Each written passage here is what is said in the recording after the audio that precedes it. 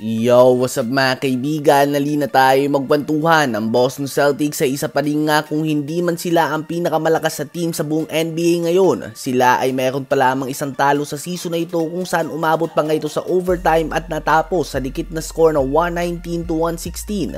At ang kakaiba nga sa Celtics ay ginagawa nila ito kahit na napakaalat pa ng shooting ni Jaylen Brown. Nagtatala nga siya ng dissenting 25.7 points, 7.2 rebounds and 3.8 assists per game.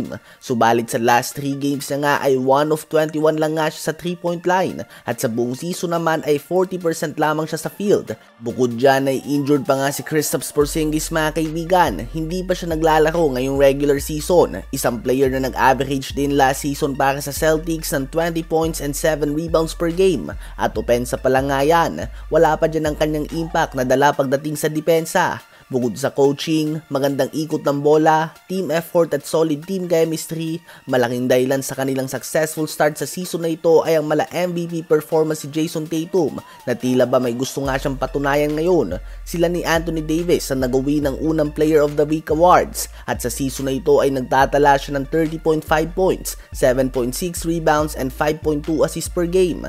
Sa ngayon ay wala pang clear number 2 sa East. Sa palagay ng iba ay ang Cleveland Cavaliers ito dahil sa kanilang early perfect record, habang Sixers naman ay hindi pa nga naglalaro si Embiid at Paul George. Ano ba ang masasabi niyo tungkol dito? Habang matapos naman ang magkakasunod na talo sa Gilas Pilipinas ng bansang China sa big stage pagdating sa basketball, ang kanilang basketball legend Yao Ming ay kusa ng bumaba sa pwesto bilang head o ulo ng Chinese Basketball Association at ito ay dahil sa hindi magandang performance ng national team ng China. Hindi nga daw nito naabot ang expectations sa past few tournaments ayon sa former number 1 pick. Iniwan nga ni Yao Ming ang trabaho na ito kahit na may 2 taon pang natitira sa kanyang kontrata. Ganun pa man, paliwanag ng multi-time NBA All-Star ay patuloy ng susuportahan ng Chinese basketball. So ayun nga po mga kaibigan, ang China nga ay isa sa mga powerhouse team sa Asia. Subalit lately nga ay tinatalo ito ng Gilas at hindi na din sila makasabay sa Japan and even Lebanon.